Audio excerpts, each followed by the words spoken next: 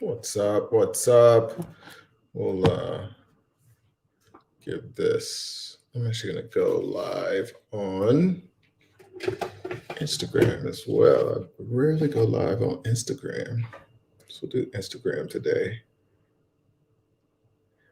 StreamYard doesn't work with Instagram yet, which is the service that I use. So I've got to do that separately on the phone and then go live on StreamYard on YouTube and Facebook and all that. So give y'all a sec to come in here. Be sure to say hello. I know it has been a little while, and unfortunately, the longer I go without doing these, the less YouTube shares it.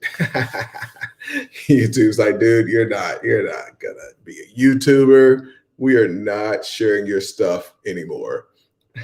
Dr. Glock says, hello, Ace. Thank you for popping in here. Mr. Victor Rodriguez, thank you for popping in. Oh, I can barely say Rodriguez. Thanks for popping in, Victor. I certainly appreciate it. Oh yeah, from Chicago, man. Hey, y'all are getting cold right about now. I absolutely love Chicago in the summer. One of my favorite events is the event in July with all of the food and all that amazing stuff. What's it called? I can't remember the name of it right now. It's been so long. I'm sure they probably did not do that. I know they didn't do it last year, and then I'm pretty sure they didn't do it this year, but I've been to that a few times. Mr. Essie, thanks for popping in. Member of PEFI 2, which is the ROI fund. Had a lot of just personal things with some of the members, but we eke through. It looks like we've got a couple deals that are actually generating income. So that is always amazing. Great work. And Essie is a lead on one of those businesses. So thanks for popping in. Pirate School with a Thank you for coming in. Patrick, what's up? Patrick was on our private equity fund Incubator 6 call last night. So had a chance to talk to, we kind of invite a dozen folks at a time to those intro calls when we're about to launch a new private equity fund incubator.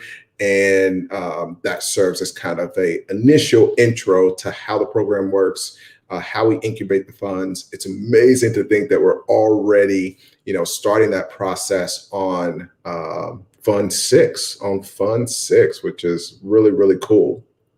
Like I mentioned, Essie is on 2, and actually, it's one of the reasons I can't forget gotta come over here. Taste of Chicago. Somebody help me out over here.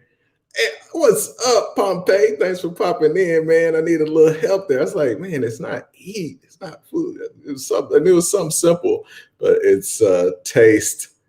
Let's go, Big Blue. Brandon's on. Thanks for popping in. That's a reference to Macaulay back in the day, my high school. So we're gonna talk. I'll be sure put your questions in. We'll get to some of that.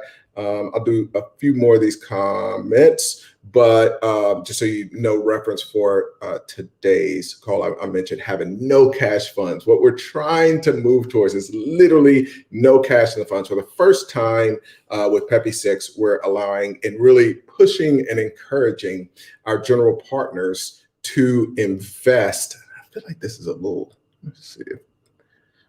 I feel like this is a little blurry for some reason. I don't know if it's the connection. I am overseas right now. I feel like that helped. All right, let's see.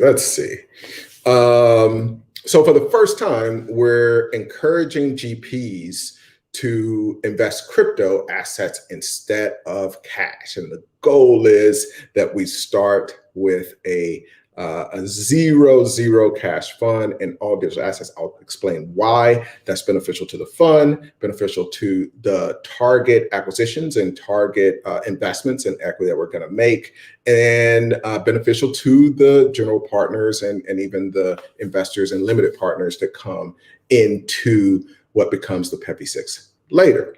All right, we'll go through more of these comments and then we'll get into how we're doing this, why we're doing this, all that good stuff.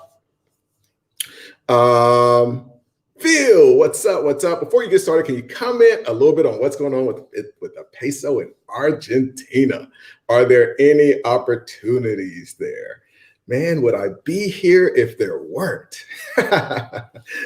So what he's referencing is that the Argentinian peso is really where America's headed, unfortunately. So a little bit of this is just, okay, this is what happens when you print ungodly amounts of money and just think that everything's going to be okay. So maybe not as bad, but we're like, history has shown this over and over. France did it, Germany did it. It's not like you can't just, it's like saying, oh, we're just going to not allow gravity to pull us down, but we're still going to jump off of this building.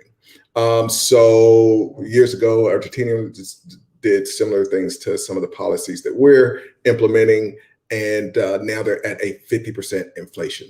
Right now, the U.S., most are saying that we're at a 15% inflation, but even 15% is just completely outrageous. That does just, it presents a whole host of opportunities. So maybe that's something that we'll get into, and probably not in this video. It's so complicated, it's so deep, there's just so many levels. It's hard to even begin to talk to people about it because most people just have a resistance to it. So like, you can talk till you're blue in the face about preparing yourself, and the importance. The reason that I'm really adamant about funds is that you don't have an option on whether to become an investment manager or not. And so if you're making money, you plan on having money in the future. In the old days, the good old days, and at least this part references to this concept of becoming a private equity fund manager. But in the good old days, you could just put your money in the bank, and your bank account beat in inflation. We've gone from those good old days to where inflation is now 15 times what you can get in your bank account. It's literally, you're getting less than 1%. It's more than 15 times. It's probably more like 30 times the rate that you're going to get in return is what you're losing. And so we're now in a time where you have to become a manager. You have to become an investment manager. And so unfortunately, what most people end up doing is they work, they start a business, they make a lot of money, they save money for a bunch of years, and then it becomes time to retire.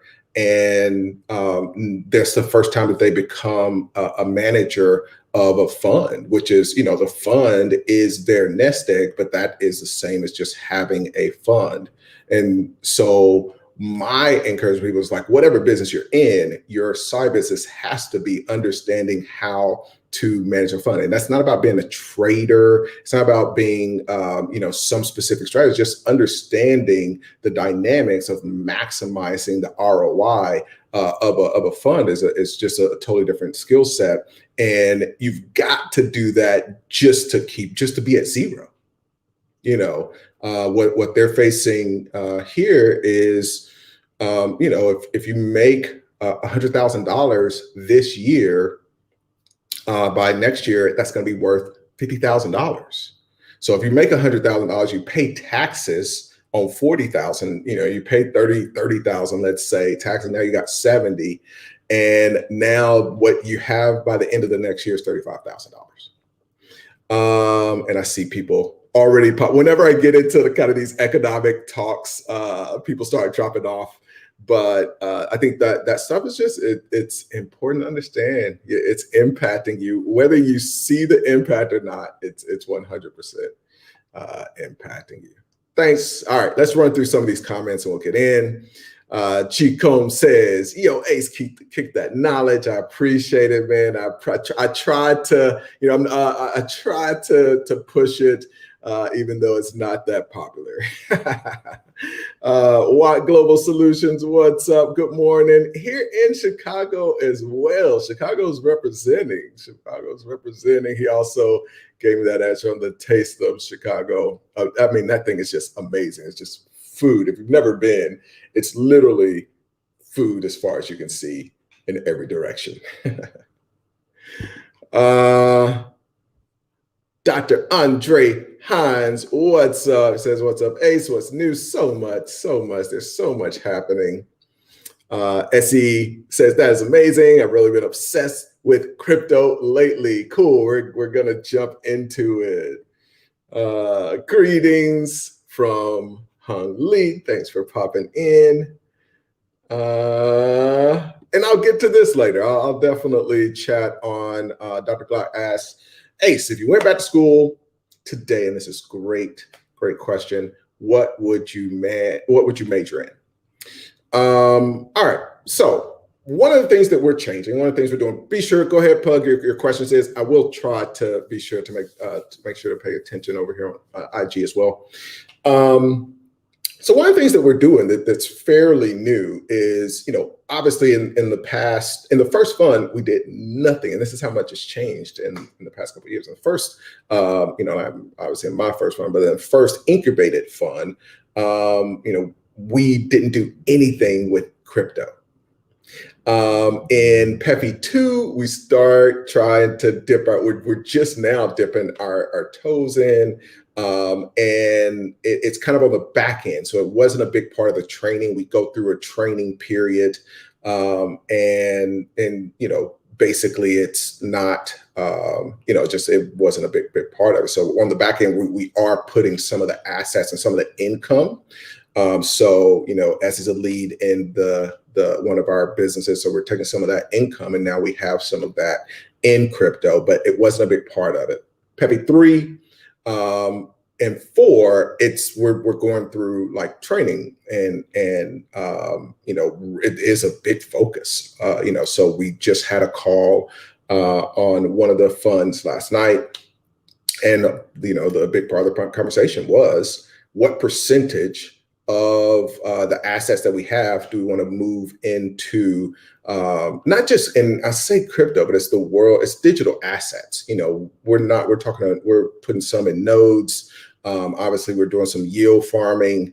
We're actually developing some NFTs. And so it's not, we're going to buy some Bitcoin. Like that's the most basic, and shout out to even MicroStrategies, who was a pioneer when it came to that, because even that, we're seeing how fast things are changing. But, when he was doing that a couple of years ago, that was earth shattering, that someone would consider going that deep into it. But, now at this point, it's not just about owning some crypto. It's about participating in crypto, which I think is much different. That is, being a part of DeFi. That is being a part and a participant in a DAO where you are voting, you are impacting the direction of that DAO. That is investing in NFTs that are going to generate income, not just depending on the appreciation, but actually on the royalties that can be generated. Obviously yield farming, those kinds of things. So lending.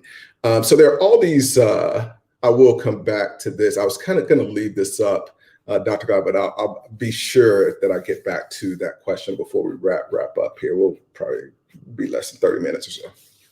So our goal is to now, one of the things, anytime you're in a fund, your goal is maximizing every dollar. One of my mentors, talked a little bit on the call that Patrick was on last night about a mentor of mine, Mike Aiken, who flipped hospitals. And one of the things that he was always talking about is like, you've got to duplicate yourself. You've got to figure out every way to duplicate yourself. And as business owners, the way that we duplicate ourselves is through employees.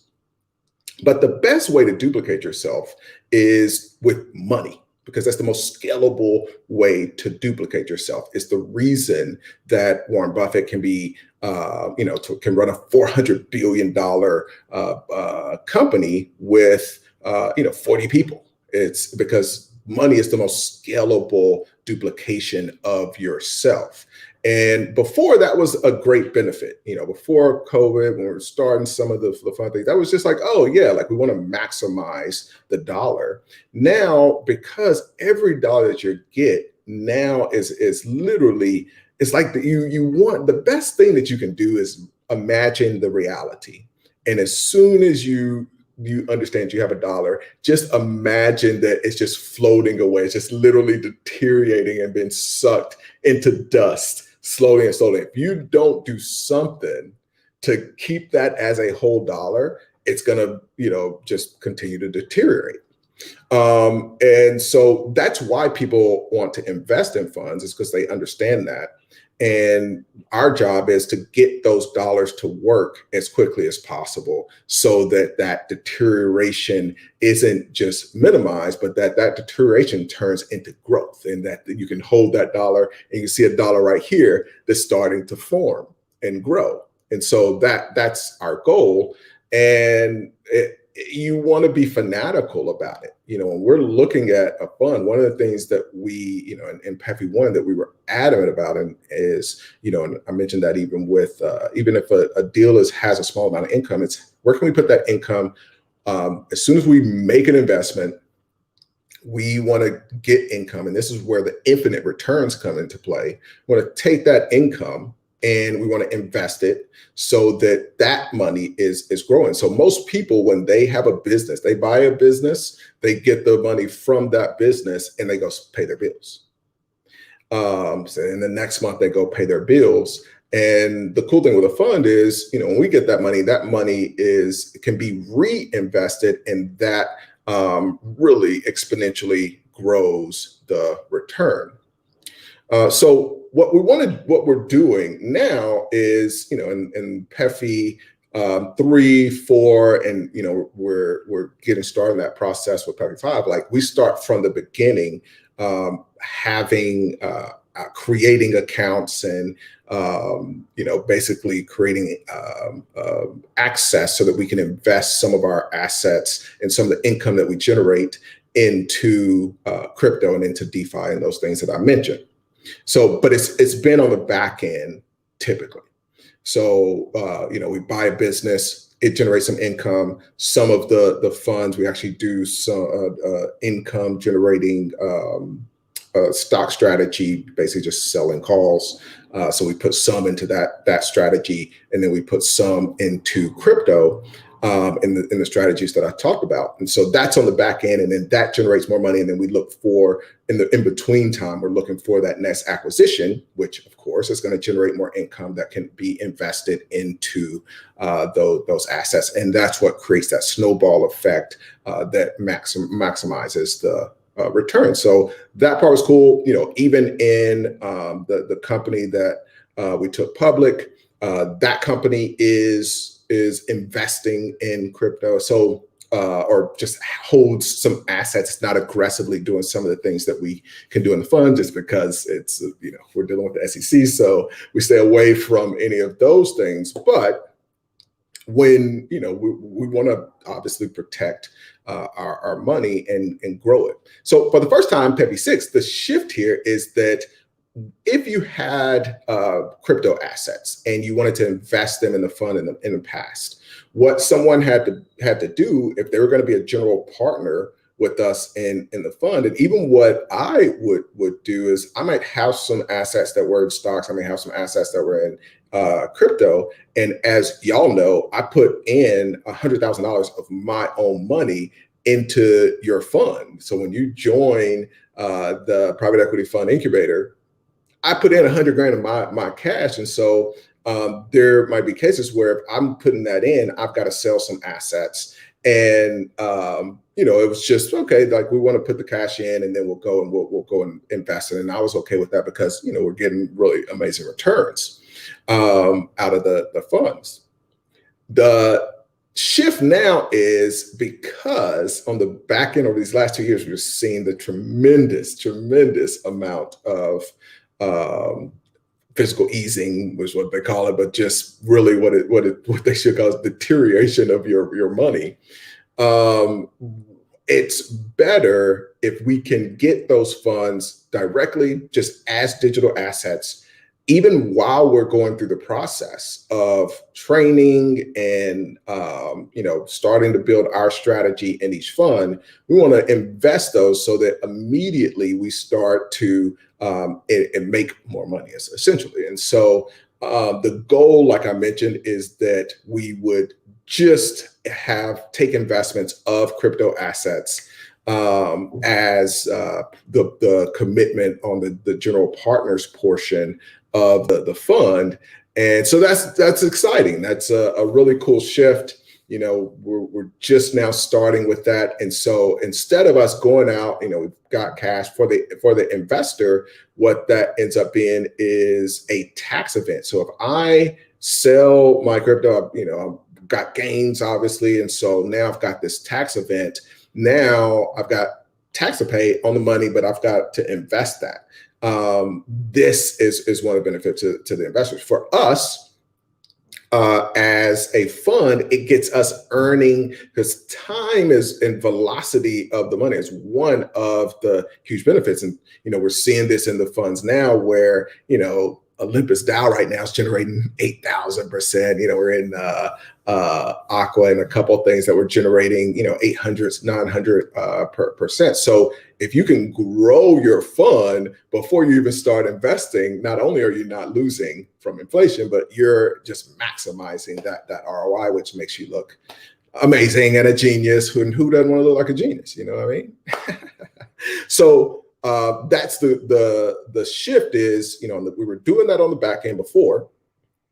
Now we want to do it on just from the beginning and really get hyper active about how quickly we're putting that to work. Now, the other neat thing that we have been doing is the businesses that are in the portfolio. So one of the businesses that's in, just because he's on the call, I'm talking a lot about you, as well. One of the businesses that we took a little bit of ownership in, and even in Peppy 3, one of the businesses that we own, a big part of that income is we're putting in. But then in some of the businesses, there was just cash sitting there.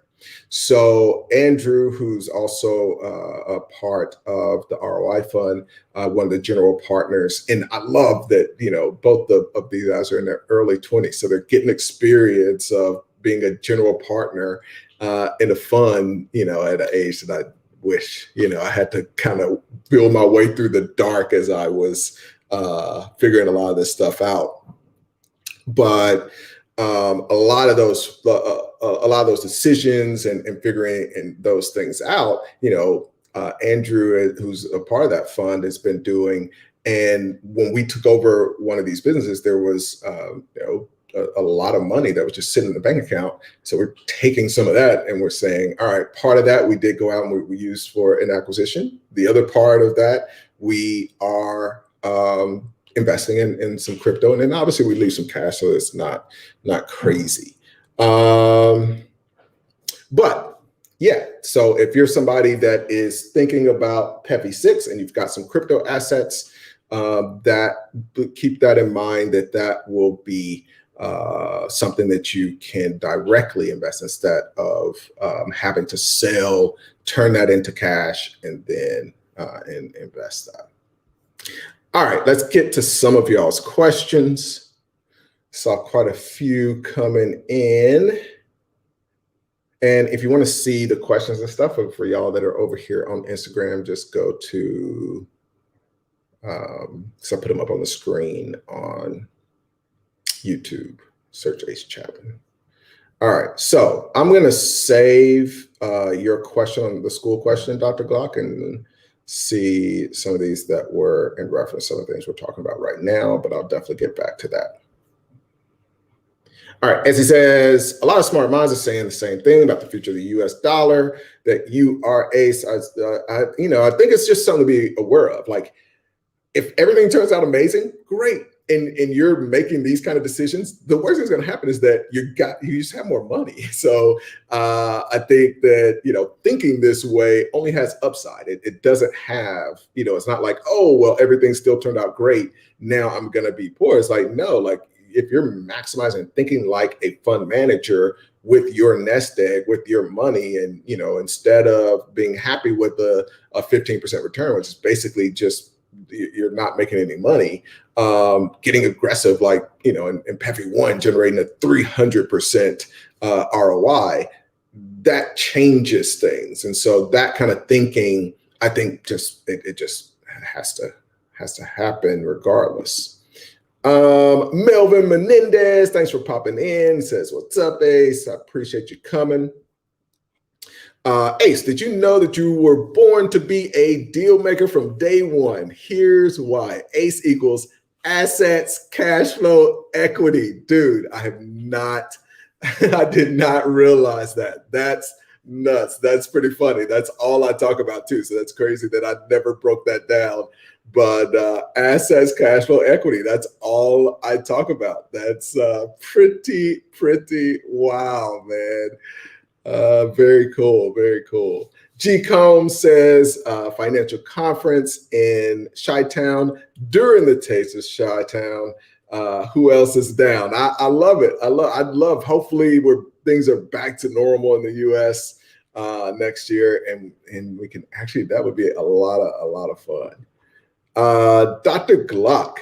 Also, can you recommend business coach mentor? So I love reading. You know what I mean? Like unfortunately, when it comes to private equity, most of the people that are really doing this stuff, when you look at, the Schwartzmans of the world, the KKRs of the world, it's if you're really doing it, it does, like I had a mentor. I met with him 4 times a year for just a couple of years, and then it was just once a year, and it would just be for an hour, and even that was so valuable.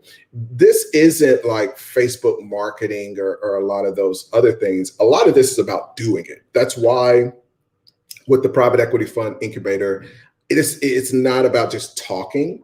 You know what I mean? Like in an hour, I would have something that I needed to work on for the next 6 months after talking to Mike. When we're doing the private equity fund Incubator, there's just stuff to do. There's not about a bunch of talking. So check out my video. I've got a video that's called my top 5 private equity fund books. That is a really, really great place to start. And then I would focus on taking action. One of the best things that you can do is just, I'm so glad that I, when I was 19, I just took $3,000, leveraged buyout, did my first deal. So if you're unable to join a program, get a deal done, and it can be trial by fire, but taking action is just the best way to learn.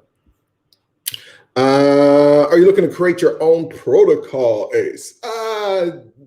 So we'll see. We'll see. We're working on some things, but I won't talk about it yet. Lawrence Watkins says, I love it. What's up, Mr. Watkins? Thanks for popping in, man. I heard really amazing things about the event in Tulsa. I hate that I could not be there. The timing did not work. I think I had 7 days in the US and was in 5 different cities. So I was speaking in Miami, had due diligence on a business in Jacksonville, had meeting in Atlanta, Thanksgiving with the fam in Chattanooga, then back to Miami to fly out of the country again. So it was very, very busy. Let me see. I'll see if anything. Dennis Milton, what's up? Says, hey, Ace, over on, dang, this thing, over on Instagram. What's up? What's up? Cool. Got waves, that kind of stuff. All right. So, yeah, hate that I missed Tulsa. That sounded awesome. Emmanuel Michael says, what's going on, Ace? What's up? Melvin Menendez, and then we'll go back, answer G Glocks or Dr. Glock, and then we'll bounce out of here. So Melvin says, where can I apply for PEFI?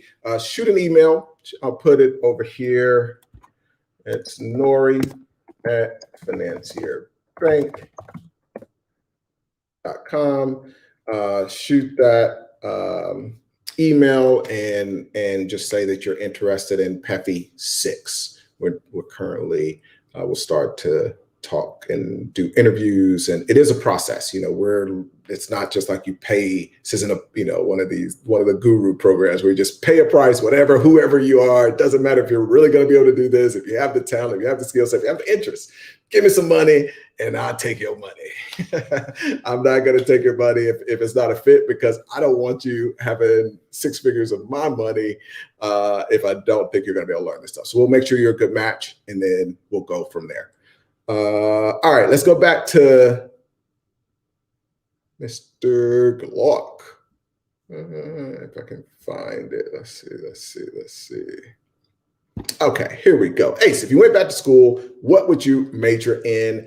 There's a couple of things I'm encouraging my nephew right now. I think I would definitely be understanding, and if there are no courses, at least just in my own free time, be deep. Crypto is a vast universe. People think that crypto is about Bitcoin and ETH, and it's like that stuff is like old school at this point. It's just they're the grandfathers. You know what I mean? There's just so much to learn and understand, and it is the future of money. And so, if you want to understand the future of money, I think that's something that you want to be abreast of. If you can take classes, I would be taking classes on how to build those protocols, manage them.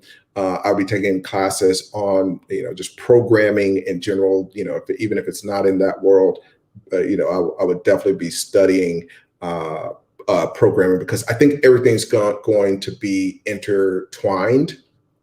And then I would, if nothing else, become a historian, just as far as the history of the world, because it allows you to see things and just, like this repeats itself. This is how this works. This is, there's not a lot of new things. You can use the past to predict the future. And, unfortunately, we just don't get a lot of good education. The education system is just built to train us to be on time, to not use the bathroom when we want to not eat when we want to. It's built for us to be kind of corporate minions and not teach us good stuff. So focusing on those two things, that just, if you break it down, what I basically just said is like, look at the future, understand what's coming in the future, and look at the past. Like, there's not a lot of benefit in what people are focused on today. So I would not be studying, some of these crazy things like how to be a social media manager, how to do, marketing on the platforms that are working today. Like, all that stuff is going to change. It's just so worthless. Be focused on tomorrow, learn skills for tomorrow, not for today, but then understand history in the past, because that's going to help you be able to predict what's coming in the future. Thank you all for popping in here. Bounce out of here, and look forward to seeing you the next time.